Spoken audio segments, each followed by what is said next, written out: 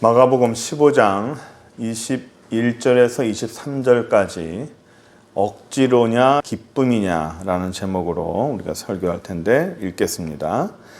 우리가 설교를 시작하면서 질문을 좀 했으면 좋겠어요. 학교를 다니시는 분은 학교 생활이 즐겁고 기쁩니까? 공부가 즐겁습니까? 기뻐요?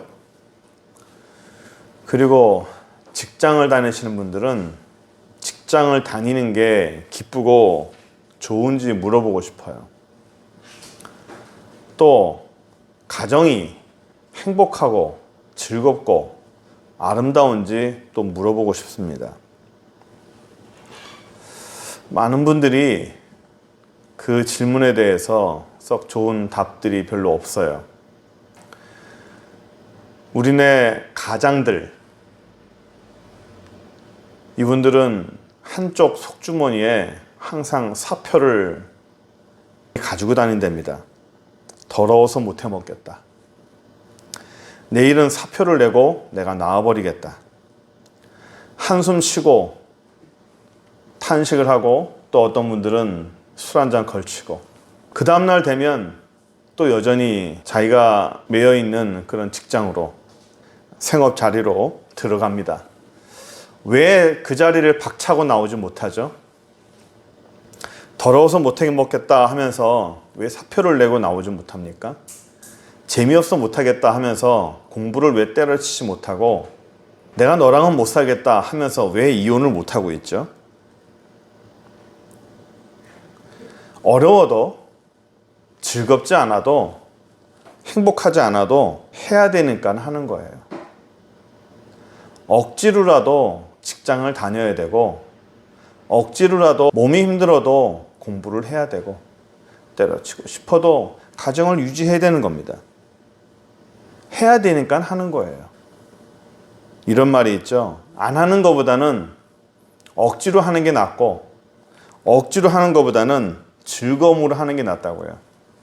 그런데 사실 우리네 삶이 모든 것들이 다 억지로 이렇게 살고 마지못해 하고 한다면 얼마나 불행해요. 기쁨으로 살고 싶고 기쁨으로 신앙생활 하는 게 우리의 꿈이고 우리의 소망 아닙니까? 직장 생활이 즐겁고 기쁘고 가정 생활도 그렇고 공부하는 것도 또 내가 학교 다니는 것도 즐겁고 기쁘면 얼마나 좋겠어요. 어떻게 하면 우리의 삶이, 우리의 신앙이, 우리의 직장이, 우리의 가정이 기쁠 수 있고 즐거울 수 있고 기쁨으로 변화할 수 있을까? 어떻게 하면 신앙생활이 억지가 아닌 기쁨으로 살 수 있을까? 오늘 우리가 말씀을 보면서 생각해 봤으면 좋겠습니다. 오늘 먼저 본문의 배경을 잠깐 보려고 하는데요. 구레네 시몬이라는 사람이 등장합니다. 구레네 시몬. 구레네가 어딜까요? 이 구레네라는 것은 그 리비아 북쪽입니다. 제가 저희도 보고 있지만 아프리카 북단, 애굽, 이집트 왼쪽에 있는 리비아 땅에 지중해와 연안에 있는 그런 해안 도시 구레네를 합니다. 이 땅은요, 철학도 굉장히 발달했어요. 그래서 철학적으로 보면 퀴레네 학파라는 게 있습니다. 이 퀴레네 학파는요, 인생의 궁극적인 목적이 쾌락이다 라고 주창하는 사람들이죠. 에피쿠로스 학파도 비슷했어요. 이게 결국 합쳐집니다. 철학적으로도 발전했고 또 부자예요. 유대인들이 많았고요. 여기 사는 유대인들이 이제 절기를 맞아서 예루살렘으로 오는 거예요. 저기 오른쪽에 보시면 또 예루살렘이 보이죠? 저 거리를 걸어오든지 배 타고 오든지 하여튼 먼 거리를 오는 거예요. 그래서 6월절에 왔다가 하필 예수님께서 징계를 받고 십자가를 지고 올라가는 것을 구경하게 됐어요. 정말 많은 사람들이 모이니까 나도 한번 구경해보자. 뭔데 하면서 앞에 나와서 구경을 하다가 예수님이 계속 쓰러지는 거죠. 채찍에 맞아서 온몸이 만신창이가 됐으니까요. 예수님께서 계속 쓰러지는 거예요. 그래서 중간쯤 갔을 때 도저히 예수님이 이 십자가를 지고 갈 수 없을 것이라고 판단한 로마 군병이 구레네에서 온 이 사람을, 구레네 시몬을 예수님이 십자가를 지게끔 만들었어요. 대신 십자가를 지는 거죠. 네가 져라 하고 징발하는 거예요. 징발. 이게 네가 해라 하고 강제로 지게 했습니다. 그래서 이 구레네 시몬이란 이 사람의 임무는 골고다 언덕까지 그냥 가는 거예요. 자기가 대신 지고. 거기까지 가서 십자가를 지고 거기서 내려놓는 겁니다. 거기까지가 이 구레네 시몬의 임무예요. 예수님은 그 자리에서 옷이 벗겨지고요. 손과 발에 못이 박히고 결국은 십자가에 달렸습니다. 그것을 그 옆에서 처음부터 구경을 한 사람이 바로 이 구레네 시몬입니다. 이 사람이 누군지 몰랐어요. 이 사람이 어떤 사람인지, 누구신지 이 사람에 대한 정보가 없었습니다. 사형을 받을 만한, 십자가 사형을 받을 만한 나쁜 짓을 했나 보다 라고만 생각했지 예수님이 누군지 어떤 사람인지 너무 처참해서 얼굴조차 아마 못 알아봤을 거예요. 얼굴에는 가시관을 썼고 온몸이 또 얼굴이 피범벅이 됐으니까 그래도 이 구레네 사람은 나중에 깨달았을 거예요. 아, 그분이 예수시라는 분이구나.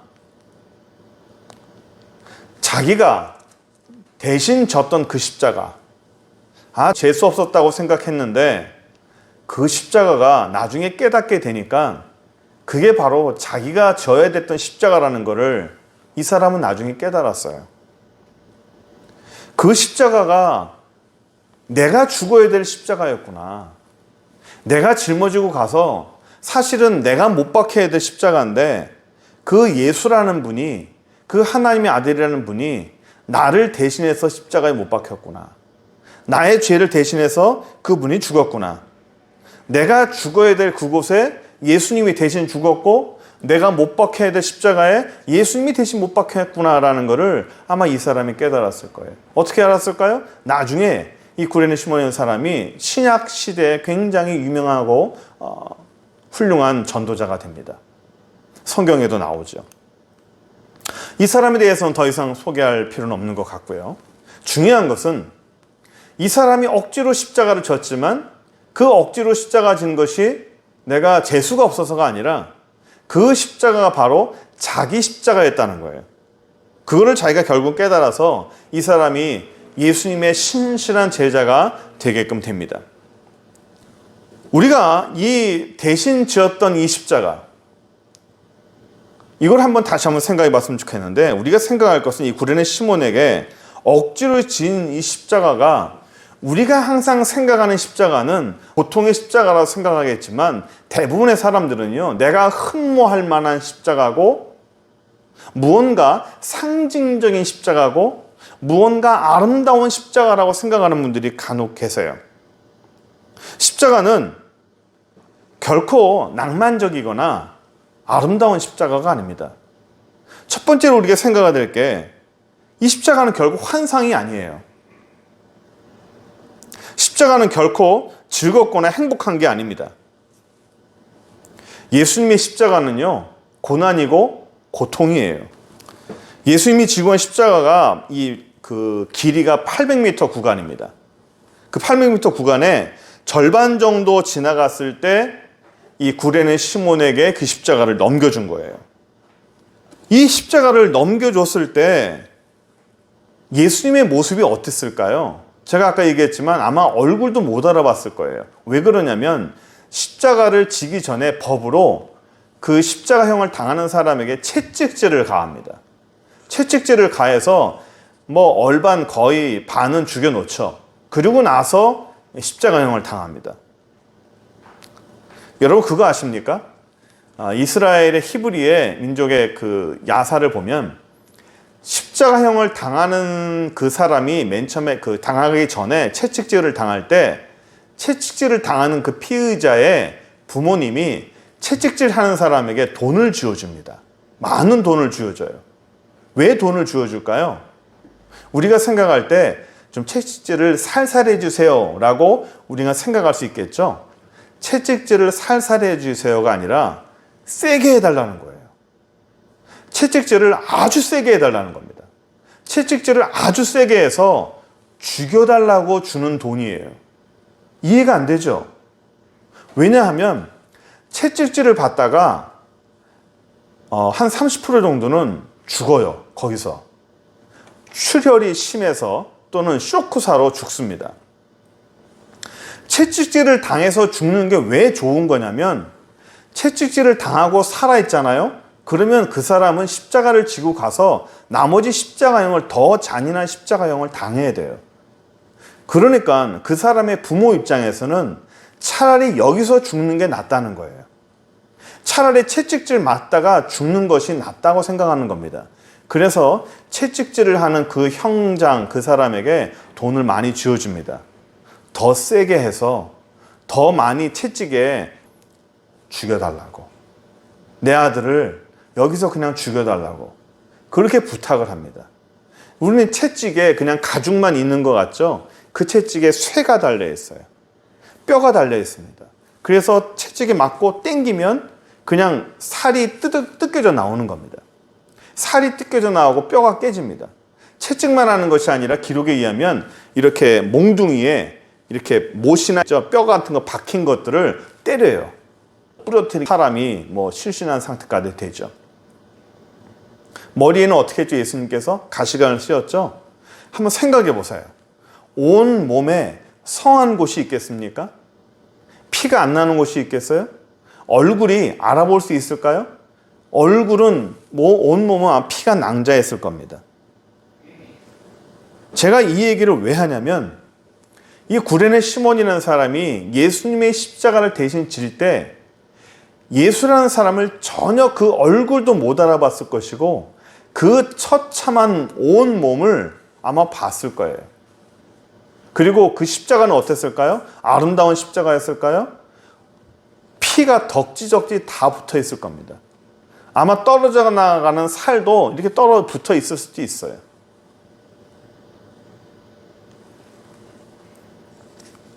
사람들이 생각을 할 때 우린 영화를 많이 보니까 예수님의 십자가를 지고 이 십자가에 달린 그 모습을 보면서 어떤 분은 예수님의 그 달린 십자가에 한번 능력이 있다. 나도 그 십자가에 한번 달려봤으면 좋겠다. 나도 그 십자가를 지고 갔으면 좋겠다. 지금도 십자가를 지고 가는 그런 어떤 그 예식을 많이 해요. 대신 십자가는 아름답지 않아요. 나도 그랬으면 좋겠다. 그 구레네 시몬이 얼마나 영광스러웠을까? 얼마나 은혜스러웠을까요? 영광스러웠을까요? 이 구레네 시몬은 예수님하고 일면식도 없는 사람입니다. 이 나무가요, 이 피를 머금어요. 피를 많이 흘리면 이 피를 이렇게 머금잖아요. 근데 이 예수님의 그 십자가가 구레네 시몬에게 옮겨지는 과정에서 이 자기가 편한 대로 들면 이 십자가 이 방향이 바뀌지 않습니까? 방향이 바뀌면 피를 머금다가 그 피가 이제 흘러나오는 거예요. 내 몸으로 다른 사람의 피가 이렇게 젖어 들어오고 흘러내립니다. 내 머리 위로 다른 사람의 피가 흘러내리는 거예요. 여러분, 그게 어떻다냐 생각하겠지만 다른 사람의 피가 내 손에 묻었다. 우리는 간혹 영화나 드라마 보면 어떤 사람이 이렇게 크게 다쳤을 때 내 손에 다른 사람의 피를 이렇게 보면서 막 놀래거나 소리 지르는 거 간혹 보시죠? 충격입니다. 저는 제 피도 못 봐요. 저는 제가 흘리는 제 피만 봐도 저는 어지러워요. 다른 사람의 피요? 끔찍합니다. 다른 사람의 피가 내 몸에 묻었다? 징그럽고 비참한 겁니다. 구레네 시몬이 예수님의 십자가를 대신 지고 갈 때 그 사람이 지고 갔던 그 십자가가 그 자리에 그 사람만 있었던 건 아니에요. 바로 제가 있었던 거예요. 그리고 여러분이 있었던 거예요. 같이 지고 올라간 거예요. 예수님의 십자가를 나만 지고 올라간 게 아니라 같이 지고 올라간 거예요. 그 예수님의 피가 다른 사람의 피라면 징그럽겠지만 예수님의 피였잖아요. 구레네 시몬은 몰랐어요. 그 사람이 하나님의 아들인지도 몰랐습니다. 그러나 어쨌든 그 십자가는 징그러운 거예요. 처참한 겁니다. 나중에야 그 처참하고 그 징그러운 피가 예수님의 고귀한 피라는 것을 알았죠. 우리는 십자가 하면 내가 져야 되고 당연하게 아멘하고 가야 된다? 사실 십자가 치고 잔인하지 않은 십자가 없습니다. 우린 개념을 좀 다시 생각해 봤으면 좋겠어요. 잔인한 십자가예요. 처참한 십자가입니다. 징그러운 십자가예요. 십자가의 존재 자체가 그런 거예요. 두 번째로 하나 더 봤으면 좋겠는데, 구레네 시몬에게 십자가를 지어줄 때 왜 십자가를 지는지에 대해서 이해를 시키지 않았어요. 설명해 주지 않았어요. 너 여기서부터 저기까지만 대신 지고 가. 내가 너한테 뭘 줄게. 이런 거 없습니다. 무작정 맡기는 거예요. 구경하다가 갑자기 끌려 나온 거예요. 나는 그냥 구경했을 뿐인데 이 구레네 시몬이라는 사람은 그냥 자기도 모르게 끌려 나온 거예요. 내가 왜 해야 되는지도 몰라요. 다른 사람도 많은데 왜 하필 나? 왜 나냐? 저기 힘 좋은 사람도 있는데 왜 나한테 이러느냐라고 불평했겠죠. 하지만 이미 결정됐어요. 자기가 지고 가야 돼요. 우리의 삶에 하나님이 우리에게 십자가를 줄 때도 이래요. 예비되고 준비되고 내가 예상을 한 상태에서 어떤 십자가라는 것이 내게 주어지는 게 아닙니다. 하나님이 설명해 주지 않아요. 이게 힘들 텐데 네가 질 수 있겠니? 이게 좀 어려울 텐데 그래서 네가 좀 한번 접었으면 좋겠다라고 하나님이 우리에게 협상을 하거나 양해를 하거나 설명해 주거나 우리에게 이해를 요구하지 않아요. 그냥 어느 날 갑자기 덜컹하고 나한테 날아오는 겁니다. 하나님은 우리에게 십자가를 줄 때 절대로 친절하지 않아요.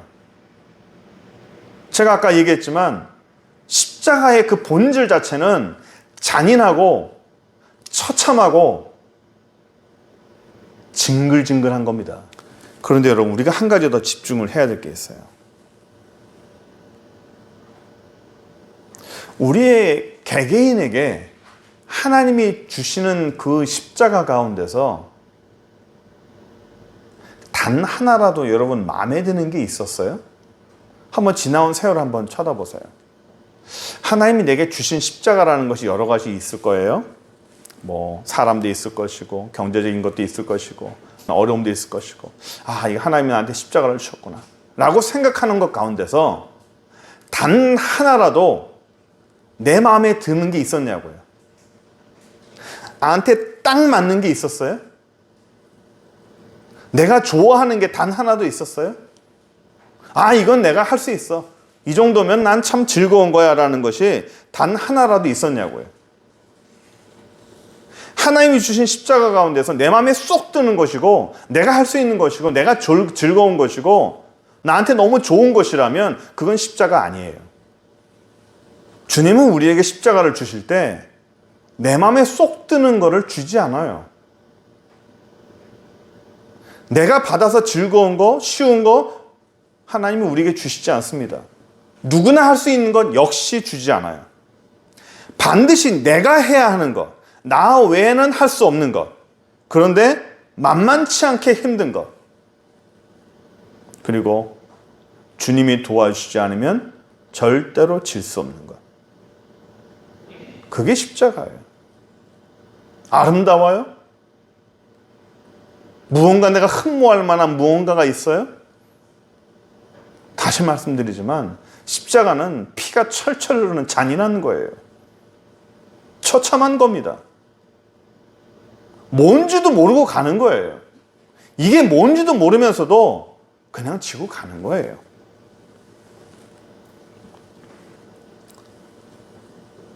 그 모든 것들, 이런 것들을 하나님이 우리 개개인에게 십자가로 주시는 걸 좀 믿습니다. 억지로라도 받아들여야 돼요.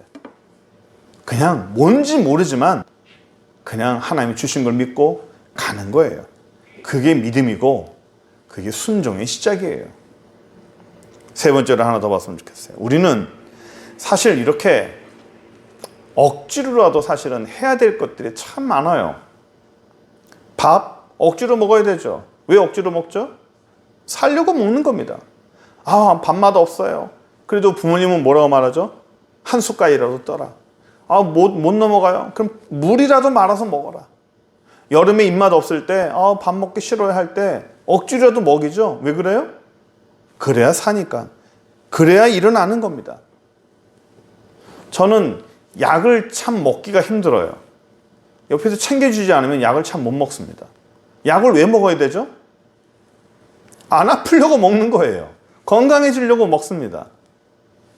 저는 젊을 때 운동을 했어요. 지금도 운동합니다. 젊을 때는 운동을 왜 하냐면 즐기려고 해요. 스포츠로. 그냥 저의 취미로 했어요. 지금은 어떻게 운동할까요? 목적이 달라졌어요. 취미? 뭐 즐거움? 아니에요. 지금은 안 아프려고 운동해요. 덜 아프려고 운동합니다. 억지로라도 하는 거예요. 우리의 신앙생활 자체가, 우리의 삶 자체가 내게 주어지는 모든 십자가가 다 억지로 져야 되고 억지로 가야 된다면, 또 그게 믿음이고 그게 순종의 시작이라면 참 우리의 삶이 얼마나 힘들겠어요. 아, 그럼 억지로 가자 해야 되는 거 아니냐? 억지로 가자. 맞아요. 억지로 가야 돼요. 그런데 하나님이 우리에게 인생에 원하시는 게 무조건 다 억지로만 가길 원하실까요? 그거 아니거든요. 하나님은 우리가 즐겁길 원하세요. 우리가 웃으며 가길 원하세요. 하나님이 우리에게 주시는 것 중에 하나가 즐거움입니다. 그래서 이번에는 억지가 아닌 즐거움으로 신앙생활 하기 원하시는 하나님의 뜻을 또 한번 보려고 그래요. 하나님의 뜻을 이 즐거움으로 하는 신앙생활을 우리가 보려고 그러는데, 즐거움으로 신앙생활? 그런데 생각해 보니까 우리의 신앙생활에서 사람들이 웃지를 못해요. 즐겁지 못해요. 그 이유가 뭘까 한번 생각해 봤어요. 많은 이유가 있더라고요. 신앙생활에 즐겁지 못한 이유, 신앙생활이 웃지 못하는 이유가 참 여러 가지가 많은데, 제가 생각하는 많은 것 중에 두 가지만 먼저 추려보려고 그래요. 첫 번째는 뭐냐면 채무윤리 신앙이라는 제목을 잡았어요. 채무윤리가 뭘까? 주님께서 내게 주신 은혜, 구원, 사랑, 너무 감사해서 그거를 갚기 위해서 신앙생활을 하는 거예요. 하나님이 내게 주신 은혜가 너무 많아. 그러니까 내가 이렇게 살면 안 돼. 내가 더 열심히 살아야 돼. 하나님 나를 구원해 줬으니까 나는 그 은혜에 감사해서라도 열심히 살아야 돼. 신앙생활이 빚 갚기 위한 과정이고 동기예요. 신앙생활이 하나님이 내게 주신 그 은혜를 그 빚 갚는 것이 되면 안 된다는 거예요. 그 사랑에 내가 감격해서 하는 거 좋아요. 그러나 그 빚을 갚는 마음으로 하는 게 아니라는 겁니다. 자녀가 공부하고 직장 생활해가 돈을 벌었어요? 부모님이 나를 위해서 양육하기 위해서 얼마나 힘들었을까? 이제는 그 양육의 빚을 갚기 위해서 나는 부모님에게 돈을 내가 줘야겠다. 내가 지금 이 드리는 돈은 지금까지 나를 키워주신 것에 대한 대가입니다 라고 돈을 드려요. 부모님이 주는 돈을 기쁨으로 받겠어요? 제가 이 드리는 돈은 제가 지금까지 키워주신 그 양육의 대가입니다. 그래서 나는 지금 열심히 일해요. 왜 이렇게 열심히 일하냐? 빚을 갚기 위해서 열심히 일합니다. 부모가 좋아할까요? 어느 부모가 그걸 좋아할까요? 그건 어리석은 거예요. 부모님은요, 그 자녀가 자기 자신을 위해서 잘 살길 바라요. 너는 못 살아도 부모는 나는 편해야겠다. 너는 힘들어도 부모는 힘들면 안 되니까 네가 사는 모든 것들 다 나한테 내놔라. 너는 살기 힘들어도 난 편해야 돼 라고 말하는 부모는 진짜 아니에요. 가짜 부모입니다. 세상에 어느 부모가 내가 너를 힘들게 키웠으니까 살면서 갚아라, 이런 부모가 어디 있어요? 너는 밥을 굶지만 나는 밥을 굶을 수 없다. 진짜 부모는 그렇게 안 합니다. 그런데요, 적지 않은 수의 신앙인들이 이런 채무윤리 신앙생활을 해요. 빚 갚는 마음으로. 빚진 자의 심정으로 신앙생활하는 거 아니에요. 부모는 그런 걸 원하지 않아요. 하나님은 우리에게 그런 걸 원하지 않아요. 그러니 삶에 기쁨이 없는 거예요. 하나만 더 보려고 그래요. 두 번째는, 신앙이 우리의 삶에서 신앙의 엔돌핀이 없는 이유가 이 조작된 기쁨, 조작된 관념에서 나온 것들. 저희 사모님이 저한테 제발 좀 어려운 단어 쓰지 말라고 그러는데, 이 조작된 기쁨이라는 단어는 내 안에서 만들어졌다는 거예요. 만들어진 생각, 만들어진 기쁨. 빌립보서 4장 4절 한번 볼게요. 주 안에서 항상 기뻐하라. 내가 다시 말하노니 기뻐하라. 주 안에서 항상 기뻐하라. 24시간 기뻐하라. 항상 기뻐하라 했으니까 기뻐해라. 슬퍼하지 말고 기뻐해라. 저희 어릴 때는요, 지금도 기억나요. 장례식장에 가서 유족들한테 울지 말라고 그래요. 왜 우냐고. 하나님이, 주님이 기뻐하라 했으니까 기뻐해라. 지금 천국 갔는데 왜 우냐고 막 뭐라 하는 걸 제가 들었어요. 7, 80년대 그런 분위기였어요. 장례식장에서 예수 믿는 사람들이 못 울었어요. 울면 안 된다고 생각해서. 천국 갔으니 슬퍼하는 것은 비신앙적인 모습이다. 그래서 막 억지로 웃었습니다. 그게 어떻게 돼요? 내 마음이 슬픈데 어떻게 웃어요? 저는 학교 다닐 때 선교단체에서 이렇게 배웠어요. 항상 기뻐하라 했으니까 항상 기뻐해라. 웃고 싶지 않아도, 내 마음이 웃고 싶지 않아도 그냥 억지로 웃으면 내 마음도 그냥 기뻐진다. 겉이 기뻐지면 속도 기뻐진다라는 거예요. 나는 기쁘다, 나는 즐겁다 이렇게 외우고 다니면 진짜 기뻐진다는 겁니다. 진짜 그러는 줄 알았어요. 그래서 나는 기쁘다, 나는 즐겁다, 웃어야 된다. 그래서 제가 어떻게 살았는 줄 아십니까? 잘 때도요, 항상 웃고 살려고, 잘 때도 이러고 잤어요. 이러고. 웃으려고, 항상 즐겁게 살려고. 저보고 왜 인상 쓰고 다니냐고.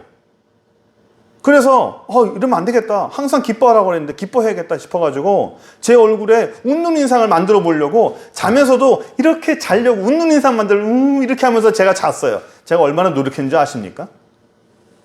그런데요, 아니에요. 거짓입니다. 기만입니다. 자기를 기만하는 거예요. 하나님을 기만하는 겁니다. 조작된 기쁨입니다. 미친 사람이 아니고서야 어떻게 항상 기뻐합니까? 그럼 성경이 말하는 건 뭐예요? 이 기쁨은요, 내 안에서 출발된 게 아닙니다. 여러분, 하루 종일 코미디 틀어보세요. 기쁜지. 이 성경에서 말하는 이 기쁨은 내 속에서 출발된 기쁨이 아니고요, 하늘로부터 내려온 기쁨이에요. 요한복음 8장 29절. 나를 보내신 이가 나와 함께 가시도다. 나는 항상 그가 기뻐하시는 일을 행함으로 나를 혼자 두지 아니하셨다. 나는 항상 그가 기뻐하시는 일을 행함으로, 예수님께서 나는 항상 그가 기뻐하시는 일, 하나님이 기뻐하시는 일을 한다는 거예요. 조작된 기쁨이 아니라 진정한 기쁨이 뭔지에 대해서 정말 오랫동안 고민했어요. 10년이 넘어서 하나님 주신 해답이 바로 이 구절입니다. 예수님은 하나님이 기뻐하시는, 하나님 아버지가 기뻐하시는 일을 했다고 했어요. 여기서 중요한 것은 내가 기쁜 게 중요한 게 아니에요. 하나님이 기뻐하시는 일을 하는 게 중요한 거예요. 내가 기쁜 게 중요한 것이 아니라 하나님이 기쁜 게 중요한 거예요. 즉, 내 안에서 출발된 기쁨이 아니라 하나님이 기뻐하시는 일을 했을 때 하늘의 기쁨이 나한테 오는 거예요. 하늘의 기쁨이 나한테 오면 좋아요. 즐거워요. 기뻐요. 하루 종일 찬송이 나와요. 하루 종일 실실실 웃고 다녀요. 내 안에서 출발된 게 아니에요. 하늘에서부터 오는 거예요. 하루 종일 기뻐요. 하루 종일 찬양해요. 내가 원하는 한 가지, 주님의 기쁨 기쁨이 되는 것 내가 원하는 한 가지 주님의 기쁨이 되는 것. 내가 기쁜 게 중요한 게 아니에요. 주님의 기쁨이 되는 거예요. 주님이 기뻐하시는 게 중요한 거예요. 우리가 말씀을 정리했으면 좋겠어요. 마가복음 8장 34절. 누구든지 나를 따라오려거든 자기를 부인하고 자기 십자가를 지고 나를 따를 것이니라. 승리의 십자가라는 연극이 있어요. 여러 믿음의 사람이 주어지지만 초라한 십자가도 있고요. 그 초라한 십자가를 받은 사람은 부끄러워서 내놓지 못해요. 보석 같은 십자가를 받은 사람은 자랑하고 다닙니다. 어떤 사람한테는 너무 큰 십자가가 주어져서 버겁다고 포기합니다. 하지만 그게 자기 십자가인 줄 알고 십자가를 지고 순례의 길을 그냥 가는 그런 연극을 봤어요. 너무 오래 지났지만 지금도 기억이 나는 정말 좋은 연극이었어요. 주님이 내게 주신 십자가는 내가 버겁고 힘들어도 그냥 감당해야 되는 거예요. 그 십자가는 우리에게 예고 없이 와요. 설명 없이 옵니다. 그냥 덜컥 우리 인생에 훅 들어오는 거예요. 내가 부정해도 어쩔 수 없고 내가 한탄해도 어쩔 수 없고 내가 도망가도 절대로 피할 수 없는 게 그 십자가예요. 이게 바로 구레네 시몬이 지었던 십자가입니다. 그 십자가는 바로 저하고 여러분들이 지고 가야 되는 바로 그 십자가예요. 피가 흥건한 그 십자가, 그 나무 십자가. 내가 왜 져야 되는지도 모르겠고 그 과정이 끝나고 나면 그 십자가가 바로 내 십자가였고 내가 달려야 됐고 내가 죄인이고 내가 죽어야 됐었다는 것을 알게 됩니다. 갈라디아 2장 20절에 이런 말씀이 있죠. 내가 그리스도와 함께 십자가에 못 박혔나니 그런즉 이제는 내가 산 것이 아니요 내 안에 그리스도께서 사신 것이라. 이제 내가 육체 가운데 사는 것은 나를 사랑하사 나를 위하여 자기 몸을 버리신 하나님의 아들을 믿는 믿음 안에서 사는 것이라. 예수님이 죽을 때 내가 죽은 거예요. 예수님이 십자가에 달릴 때 나도 십자가에 달리고 예수님이 부활할 때 나도 같이 산 겁니다. 지금도 예수님과 더불어 우리가 사는 거예요. 예수님의 십자가가 내 십자가고요. 예수님이 달릴 때 나도 같이 달린 거예요. 그 고통이 바로 내 고통입니다. 그래서 예수님이 십자가에 달릴 때 그 구원을 이룰 때 더 이상 사단에게 죄의 노릇 못하고 사단의 모든 죄와 모든 저주에서 우리를 구해냈다가 있잖아요. 그러니까 이제는 그 고통 속에서 살 수 없는 거예요. 우리에게는 이제는 억지가 아니라 내게 주어진 거를 마지못해서 내가 가는 것이 아니라 그거를 받아들이고 내게 수용을 하면 어떤 십자가도 이제는 예수 그리스도 앞에서 그분과 동행하면 그걸 믿고 받아들이면 순종하면 이제는 억지로 가는 것이 아니라 기쁨으로 바뀌는 그런 삶이 되는 거예요. 이제는 하나님이 기뻐하시는 일을 하는 것. 내가 하나님이 기뻐하시는 일을 한다는 것 자체가 그 십자가를 내가 받아들이고 내가 순종하면 하나님이 마음에 드시고 하나님이 기뻐하는 일 자체가 바로 그 십자가를 내가 받아들이는 거예요. 그러면 내가 기쁨이 되는 겁니다. 내가 억지로 이 십자가를 지고 나가게 된다는 것 자체는 우린 고통이에요. 그러나 예수님과 함께 주님이 원하시는 것을 주님이 기뻐하시는 일을 하면 그 십자가의 삶의 자체가 우리에게 기쁨이 되는 거예요. 기쁨은 내가 조작된 관념으로 만드는 게 아닙니다. 내 안에서 기뻐하려고 내가 외친다고 기뻐지는 것이 아니라 하늘의 기쁨이 내게 오는 거예요. 이 땅의 기쁨이 아니라 하나님의 기쁨으로 살았으면 좋겠습니다. 날이 갈수록 이 땅에 기쁜 일이 없어요. 요즘에 저는 뉴스를 안 봐요. 마음에 드는 일이 없어요. 인상 쓰는 일밖에 없어요. 세상을 보면 한탄스럽습니다. 이럴 때일수록 하나님을 바라보고 주님이 기뻐하시는 일, 주님이 기뻐하시는 자리에 선다면 하늘의 기쁨이 세상엔 소망이 없어도 하나님의 소망이 우리에게 있을 줄 믿습니다. 기도하겠습니다. 전능하신 하나님 감사합니다.